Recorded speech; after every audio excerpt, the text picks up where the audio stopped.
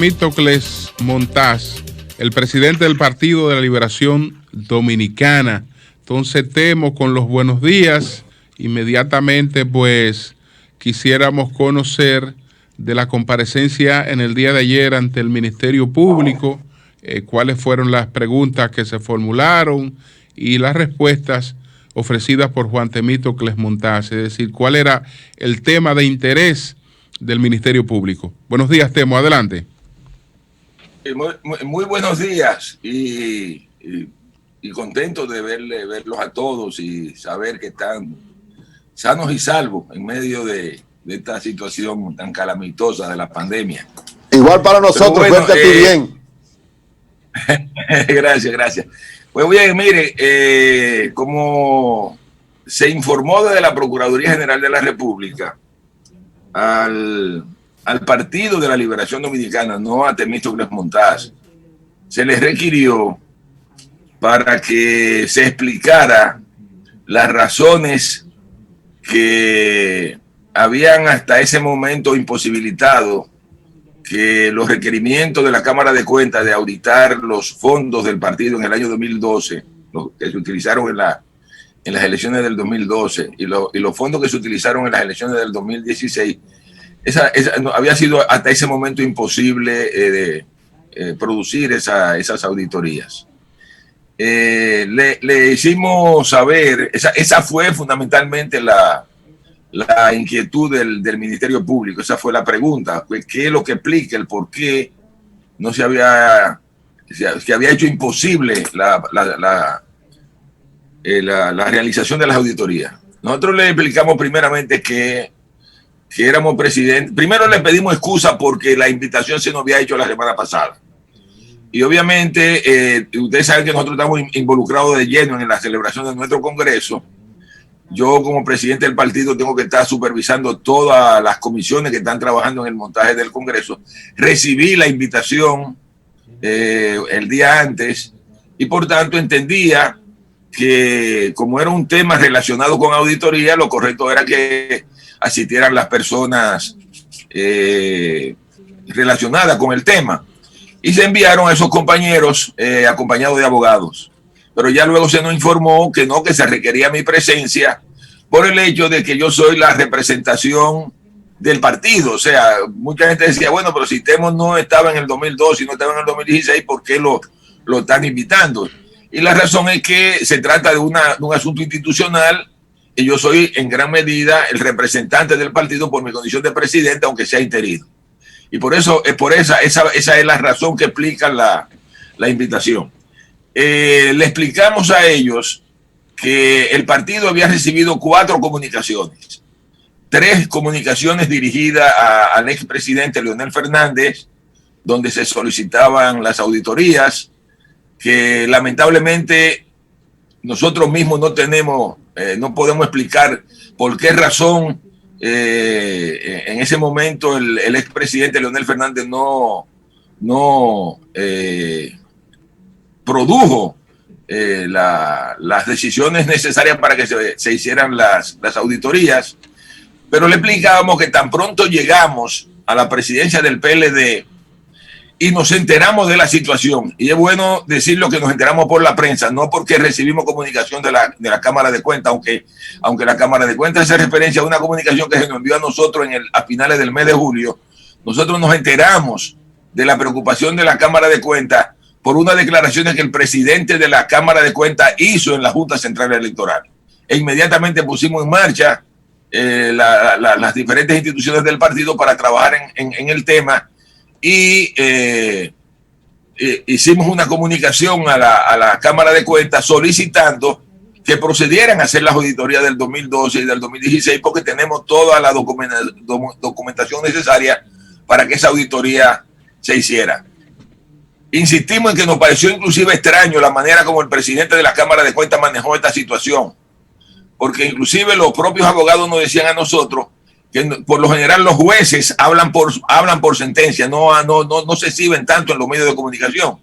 Y sin embargo, el presidente de la Cámara de Cuentas fue a la Junta Central Electoral, fue a la Procuraduría General de la República a hablar sobre el tema cuando él tenía canales que podían viabilizarse para conversar directamente conmigo. O sea, por una serie de relaciones que de antemano tenemos el presidente de la Cámara de Cuentas, quien les habla, y a mí me resultaba extraño por qué no recurrió a mí para explicarme la situación y con toda seguridad que lo iba a resolver como prácticamente está el asunto resuelto. De manera que en este momento lo que el PLD espera es que la Cámara de Cuentas tome la decisión de ir a auditar esos fondos, esos recursos del 2012 y del 2016. Y eso fue lo que nosotros le explicamos a la Procuradora General de la República, que fue la que nos preguntó las razones. Y le decíamos que se le había ya enviado esa comunicación a la Cámara de Cuentas para que la Cámara de Cuentas procediera de inmediato a hacer las auditorías. Reiteramos obviamente que no entendíamos por qué no se había hecho durante el periodo en que el expresidente Leonel Fernández fue el presidente del partido y Víctor Díaz era el secretario de finanzas de la organización, pero que nosotros como presidente del partido sí, llegamos comprometidos con la idea de regularizar todo lo que no se estaba haciendo de manera correcta dentro del Partido de la Liberación Dominicana, y hoy estamos en la mejor disposición de responder lo que sea. Marilena. Citarán al doctor Leonel Fernández y a Víctor Díaz. Eso se contempló por casualidad en ese interrogatorio de ayer, que fue de 1 hora y media, tengo entendido. Mire, no creo, no lo creo, porque ya ellos no son los representantes del PLD, y como se trata de un asunto del PLD, es un tema que tiene que resolverlo el PLD. Yo creo que la decisión que se tomó es esperar que la Junta Central Electoral, la Cámara de Cuentas, haga las auditorías para, en atención a los resultados de la auditoría de la Cámara de Cuentas, entonces la Procuraduría tomaría ya una decisión definitiva con relación al caso del Partido de la Liberación. Y le pedimos a la Procuraduría que por favor también nos ayuden a lograr que la Cámara de Cuentas se mueva en esto y que actúe lo más pronto posible para que se hagan las investigaciones pertinentes.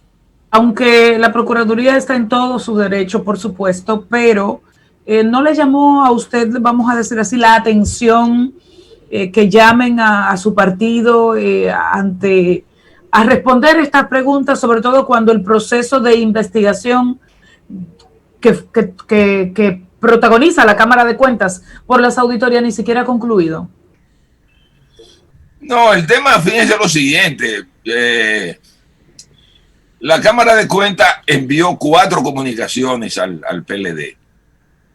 Una en el año 2014, otra en el 18 y otra la envió en el 2019 y posteriormente ahora envió recientemente una comunicación a nosotros. El tema es que las 3 comunicaciones que se le enviaron al expresidente Leonel Fernández no fueron respondidas. Y evidentemente eso podía inducir a pensar en la Cámara de Cuentas que había una actitud de ocultar cuestiones que no hay por qué ocultarlas. Y entonces, ante el hecho reiterado de que no se les respondía, ellos entendieron que tenían que llevar eso a... Yo pienso que se pudo actuar de otra manera. Yo te reitero, desde el momento mismo que se produjo el cambio dentro del Partido de la Liberación Dominicana, lo correcto debió haber sido que el presidente de la Cámara de Cuentas se acercara a nosotros como nuevas autoridades del partido a informarnos de la situación previa, y nosotros con toda seguridad le íbamos a dar la respuesta que él estaba demandando. ¿Cómo se le estamos dando ahora? Yo creo que esa situación hizo pensar a la gente de la Cámara de Cuentas que había una actitud de obstruir una investigación en el Partido de la Liberación Dominicana y la llevaron a ese nivel. Pero te reitero, muy bien pudieron haber hecho eso en el momento en que pudieron haberse puesto en contacto con nosotros tan pronto se produjo el cambio de dirección en el Partido de la Liberación Dominicana. Una pregunta elemental, digamos, desde el punto de vista de contable. Se supone que el PLD en todas las campañas tiene su registro contable, tiene todo lo que tiene que ver.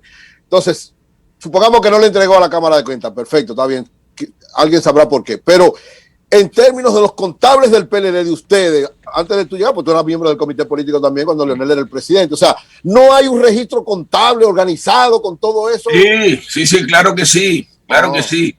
En gran medida, los argumentos de los técnicos nuestros es que no hubo forma de poder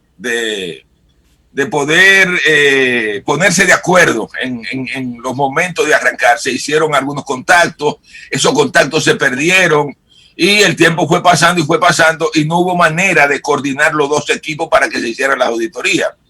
Ahora, obviamente, lo que nosotros insistimos es que esos equipos están ahí y que esperamos que la Cámara de Cuentas mande su técnico para que comiencen a trabajar de una vez. Oli. Perdón, Julio, espérate, Oli. Porque lo que se supone, Temo, es que después de cada campaña, la ley establece que hay que mandar eso. Entonces, pasaron 2 campañas. El comité político nunca fue informado de que eso no se mandaba. Normalmente hay 2 cosas. Una es el informe a la Junta Central Electoral, que ahí no ha habido problema. Ok. Se hace permanentemente. Y obviamente el hecho de que el PLD reciba fondos de la Junta Central Electoral es porque ha hecho los informes de cómo manejar los recursos. O sea, en la Junta no hay problema. En la Junta no hay problema. Ese es un nivel. El otro nivel es la auditoría, que es una auditoría que por el hecho de manejar fondos públicos hace la Cámara de Cuentas. Okay. Digo que hubo dificultad en coordinar esas auditorías y eso se le fue dando larga y se ha llegado a esta situación. Oli. Okay. Y bueno, ya he explicado un poco lo del partido. Usted, junto a dirigentes políticos del hoy partido del gobierno y de su partido, estaban encausados en el tema de Odebrecht. Su expediente fue archivado. El Ministerio Público actual ha hablado de reabrir estos expedientes. ¿Le han notificado a usted en algún momento para comparecer? ¿O le han dado información sobre este tema? No, a mí no me han notificado nada. Yo la única notificación que tengo es del archivo definitivo.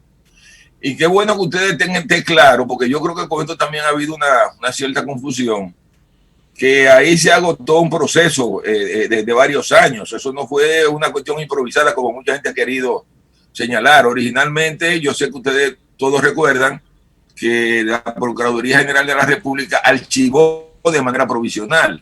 Hubo un archivo provisional que se hizo en el mes de junio del año 2018. Nadie objetó ese archivo provisional, nadie lo objetó. Pasaron un año y creo que 3 meses, y entonces la Procuraduría General de la República, en un contexto en donde no había podido encontrar evidencia que nos involucrara a nosotros en los actos que se estaban investigando, a petición, en el caso mío fue a petición de mis abogados, decidió ya de manera clara, porque habían transcurrido casi 3 años de investigación, no habían encontrado nada, decidieron entonces obviamente el archivo definitivo. ¿Qué le dice a su abogado?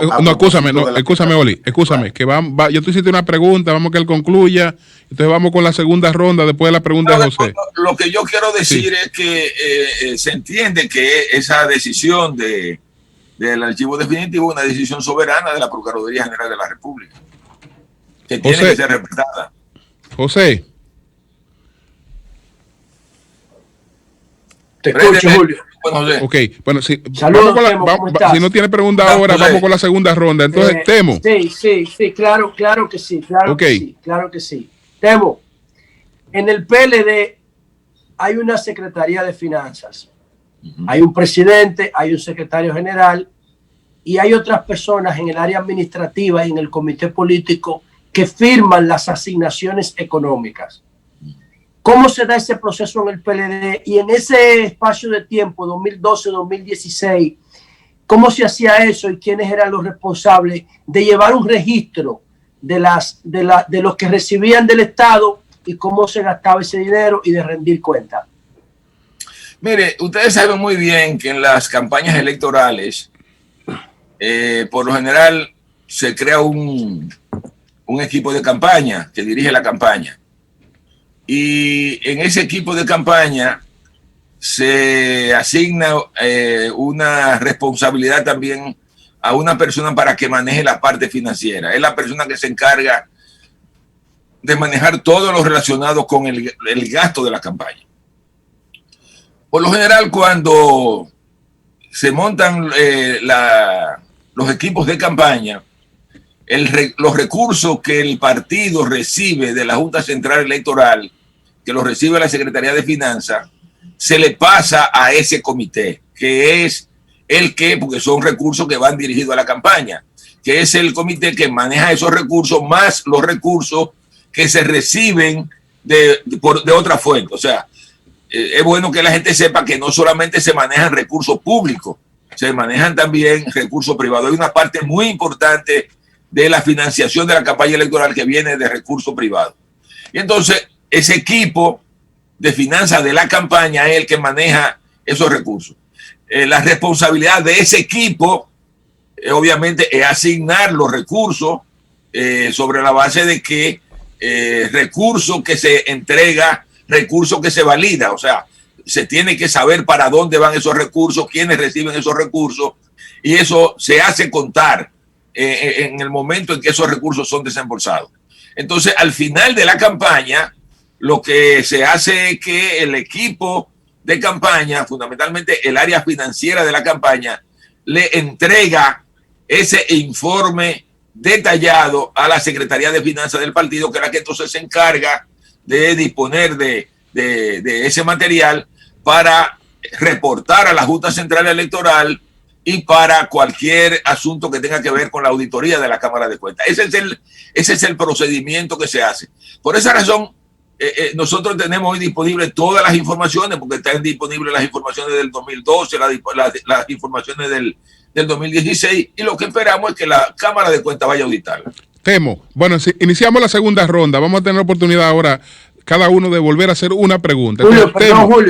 Julio, perdón, es que Temo dice que ustedes esperan que la Cámara de Cuentas vaya a auditar, pero es que la Cámara de Cuentas notificó el PETCA sin haber auditado, o ellos intentaron auditar. O sea, es que la Cámara, ustedes no le han entregado los informes todavía a la Cámara de Cuentas. No, ese es el problema, José, que la Cámara de Cuentas solicitó en el año 2014, solicitó posteriormente en el 18 y en el 19 al expresidente Leonel Fernández la necesidad de hacer esas auditorías, y nunca recibieron una respuesta contundente. O sea, los técnicos nuestros dicen que siempre ellos estuvieron dispuestos.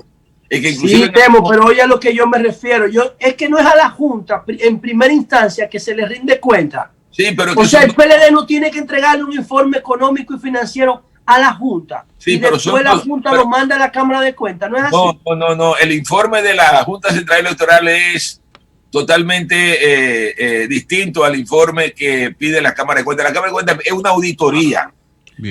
A la Junta se le hace un informe financiero de cómo se manejaron los recursos solamente. Entonces, la Cámara de Cuentas te hace una auditoría de cómo se manejaron esos recursos. Entonces, lo que ellos cuestionan es que no pudieron hacerlo en el 2000, para las elecciones del 2012, para las elecciones del 2016, y están reclamando por la vía que han hecho, que me parece que ha sido incorrecto, que el PLD no ha temperado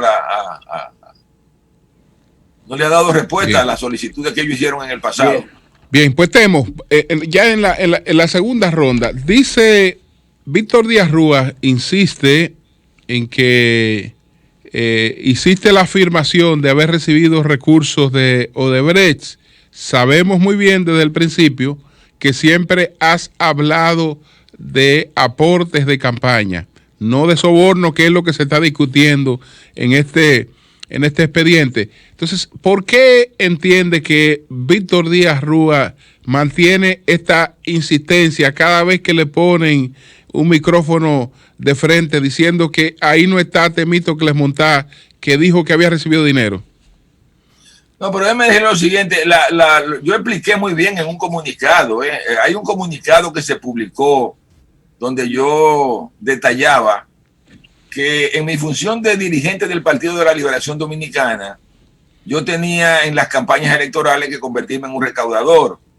y que yo recurrí a muchísima gente, a muchos empresarios para pedir apoyo en diferentes campañas del Partido de la Liberación Dominicana, y que uno de esos empresarios en su momento fue el señor Ángel Rondón, porque era un empresario en la República Dominicana en esos momentos.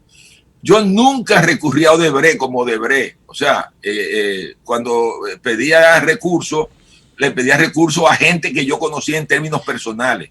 Eso es yo decir, Odebrecht, la firma, la firma no entregó recursos a usted. No. Los representantes locales. Claro que no. Con quien nosotros contactábamos era fundamentalmente con Ángel Rondón. No porque él estuviera vinculado a Odebrecht. O sea, todo el mundo sabe que Rondón desde hace mucho tiempo ha sido una persona que ha contribuido políticamente en campañas electorales, no solo con el PLD, sino con todos los partidos políticos. Y él lo ha dicho. Él inclusive llegó a decir en pleno juicio que si se fuese a hacer un juicio por el tema del financiamiento de campaña electoral y lo vincularan a él estaría en condiciones de llenar el Palacio de los Deportes. Lo llegó a decir a sí mismo, porque él ha dicho que él ha contribuido políticamente con todos los políticos en la República Dominicana. De manera con todos no, conmigo. Pero él se refiere a otra cosa. Hoy no contribuyó con tu partido, José. Está bien. Contribuyó con tu partido, contribuyó No, con los partidos. Mi partido soy yo. Lo que Bueno, quiero adelante. decir, Tú eres candidato de tu partido. Y si había promoción era de tu partido. Bueno, adelante. adelante. Literal de ustedes es. Yo soy amigo de Rondón, ¿eh? Yo fui muy claro. El tema de Víctor Díaz, es que Víctor Díaz obviamente está actuando de manera política. Víctor Díaz es un militante de la Fuerza del Pueblo y su interés es ahora utilizar esta situación con el propósito de desacreditar políticamente al Partido de la Liberación Dominicana. Esa es para mí lo que yo entiendo está detrás de Víctor Díaz, porque Víctor Díaz sabe muy bien que ellos, y fundamentalmente también su líder, recibió muchos recursos de Ángel Rondón. O sea, lo sabe muy bien, porque como he dicho, Ángel Rondón aquí financió a muchísimos políticos en la República Dominicana. Así que no me vengan a hablar de que Temito Clemontaje. En el caso de Víctor Díaz, el problema es muy diferente a mi caso. Es bueno que ustedes lo sepan. A mí se me investigó de arriba abajo. Se pidieron información. Ellos decían que yo tenía 10 millones de euros depositados en España. Lo decían la gente de la Fuerza del Pueblo, la gente de Leonel Fernández, que yo tenía 10 millones de euros. La Procuraduría investigó en toda parte, pidió información de mí en todos los países del mundo y investigaron aquí todo el sistema financiero, y lo que encontraron es lo que van a encontrar ahora si vuelven a investigar, porque yo no tengo riqueza. Ahora el caso de Víctor es diferente. A Víctor le encontraron muchos recursos que él no puede justificarlo. Entonces ese es el problema de Víctor Díaz, que es que a él le encontraron recursos que él no puede justificar. Entonces hay una diferencia del cielo a la tierra. Por eso es que la Procuraduría dice que cuando a mí se me investigó y me buscaron por donde me buscaron, no encontraron recursos que puedan decir que yo me lucré en el ejercicio de mi función pública. Marilena. ¿Qué partido tiene la segunda mayoría en el Senado? Dicen los de la Fuerza del Pueblo que son ellos. Roberto Rosario ha explicado, según su tesis, de que el vínculo no es con la franquicia, el vínculo es con el elector, y que en el caso de la Fuerza del Pueblo, que por algo coyuntural, por razones legales, tuvieron que llevar sus candidaturas por otros partidos, pero concluido ese proceso, esos dirigentes pasaron a esa organización política. ¿Cuál es la segunda? Mire, ya hay una experiencia aquí que pone de manifiesto que la manera como estos muchachos quieren manejar el problema de la segunda mayoría no es la correcta. Ustedes recordarán el problema que se suscitó en el posicionamiento del Partido Reformista y del PRD en la boleta electoral. Y hay una sentencia que establece que el mecanismo para definir el posicionamiento de un partido, y además, inclusive si es un partido mayoritario o no es mayoritario, es en función de la votación que obtuvo en los procesos en los que participó, sean municipales, sean congresionales y sean presidenciales. El caso del partido de Leonel Fernández, porque así es que se llama el partido Leonel Fernández presidente, los cómputos y no es Fuerza del Pueblo, pero véanlo, LFP, Leonel Fernández presidente, o sea, es para que ustedes vean el nivel de mesianismo que hay ahí. Temo, y eso no será una simple coincidencia de la sigla del partido con la sigla del nombre de Leonel. No, es la obsesión que tiene ese amigo con el poder, es un enfermo del poder. Pero el tema fundamental es que cuando usted computa los votos que sacó la llamada Leonel Fernández presidente, usted se da cuenta que llegó al 4.25%. Para ser una fuerza mayoritaria tiene que tener por lo menos un 5%, que ellos no lo lograron. Ese esquema te dice a ti que darle a esa gente la categoría de segunda mayoría es real y efectivamente sería un abuso del poder. Y hemos llamado la atención del Partido Revolucionario Moderno a eso. O sea, nosotros cuando tuvimos que actuar, y el actual presidente del PRM lo sabe, que se le reconoció a ellos como segunda mayoría, con todo y que habían otros intentos de fuerzas políticas que querían que se le diera la categoría de segunda mayoría a ellos para ir al Consejo Nacional de la Magistratura. Nosotros, el Partido de la Liberación Dominicana, reconoció al PRM como segunda mayoría en su momento. Y por esa razón, no importa lo que haya ocurrido con los tránsfugas que se fueron del Senado de la República, el PLD es la segunda mayoría. Miren, por un elemento de contradicción, que yo digo que es una contradicción de la Constitución, el que se va de un partido se queda con el puesto. Pero resulta que si ese se muere, si uno de esos dos que se fueron se mueren, no es la fuerza del pueblo que lo cambia, el que lo cambia es el PLD. De manera que se reconoce constitucionalmente que esos puestos son del partido. Por tanto, si se reconoce que esos puestos son del partido, lo correcto es que se reconozca que el Partido de la Liberación Dominicana, no solo por la cantidad de senadores que tiene, sino por la cantidad de votos que obtuvo en las elecciones, es la segunda mayoría. Eury. Temo, la posición del Partido de la Liberación Dominicana y tuya de manera particular sobre estas propuestas del nuevo presupuesto para el 2021 y lo que se plantean, los impuestos que el presidente Abinader está planteando. Déjenme decir una cosa, ustedes recordarán que el partido fijó una posición, el comité político señaló que entendíamos que no era correcto vincular los impuestos con el presupuesto, que si el Partido Revolucionario Moderno quería hacer o el gobierno quiere hacer una reforma tributaria, que la haga, pero que la separe del presupuesto. Pero yo le voy a decir lo que yo creo, porque lo había dicho antes de que inclusive se juramentaran. Para mí es un grave error que se intente introducir una reforma tributaria por debajo de la mesa en estos momentos. En estos momentos. Yo creo que es inoportuno pretender hacer reforma tributaria del tipo que sea en este momento.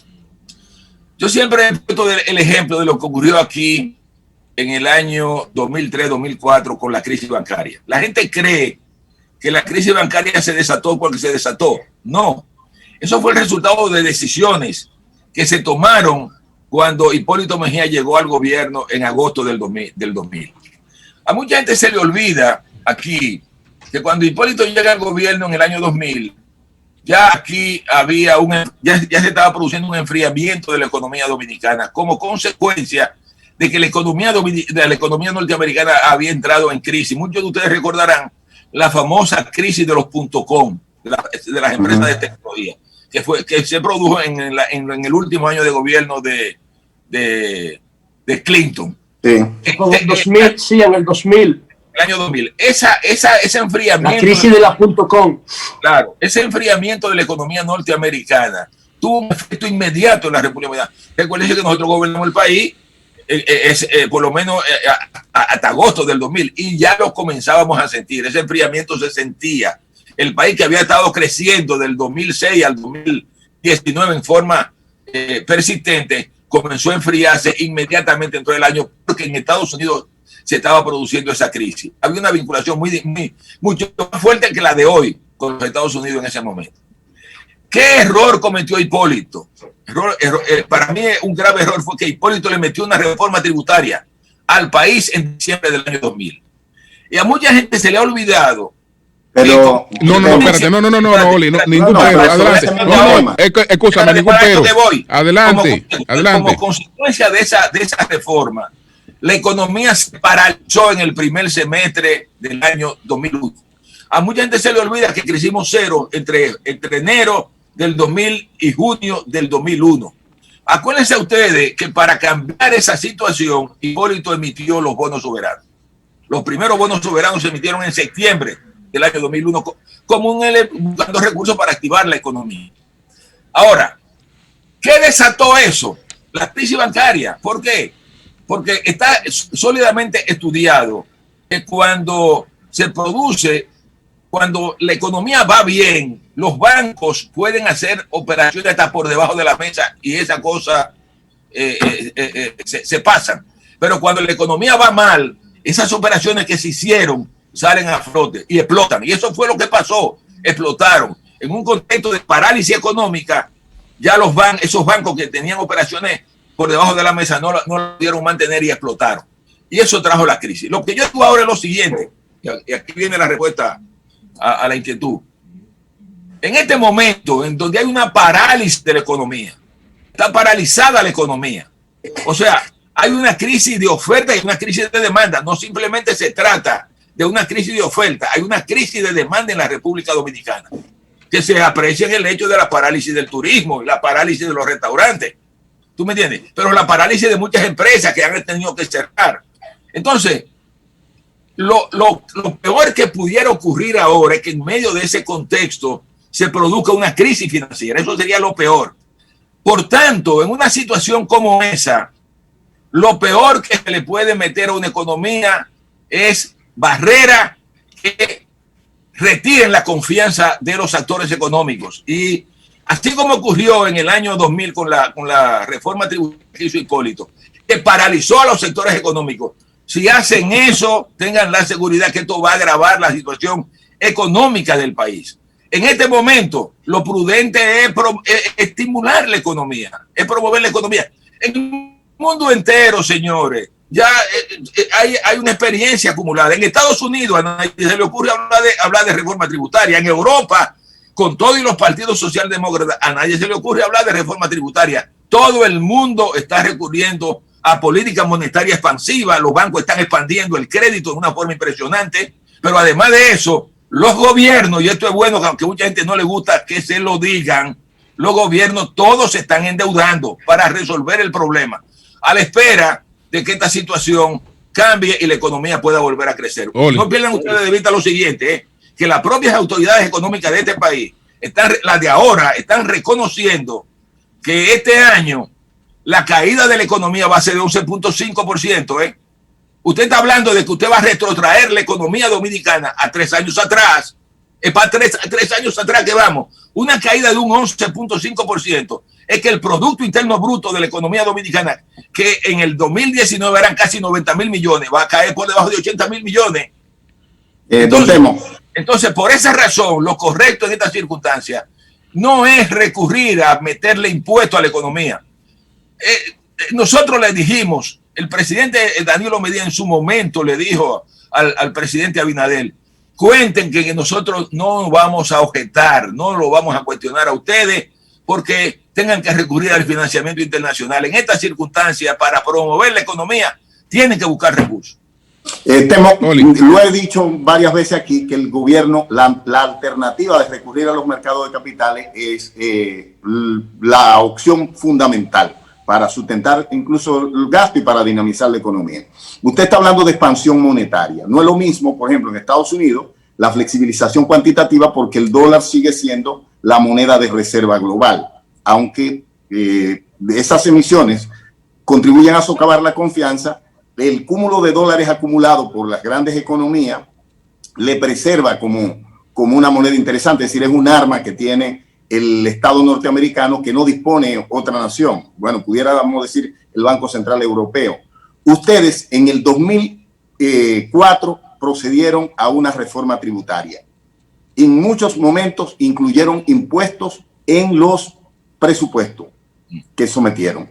Y en el 2012, cuando llega el presidente Medina, también incluye otra reforma tributaria, incluso sin mediar una situación tan crítica como la que está mediando en este momento en la República Dominicana. Yo coincido con usted en el tema de la parálisis económica. Incluso planteé que era anacrónico cerrar todo, sobre todo un país con tanta dependencia como la nuestra, como el nuestro. Hoy tenemos que abrir con el cuestionamiento. Entonces, ¿qué piensa?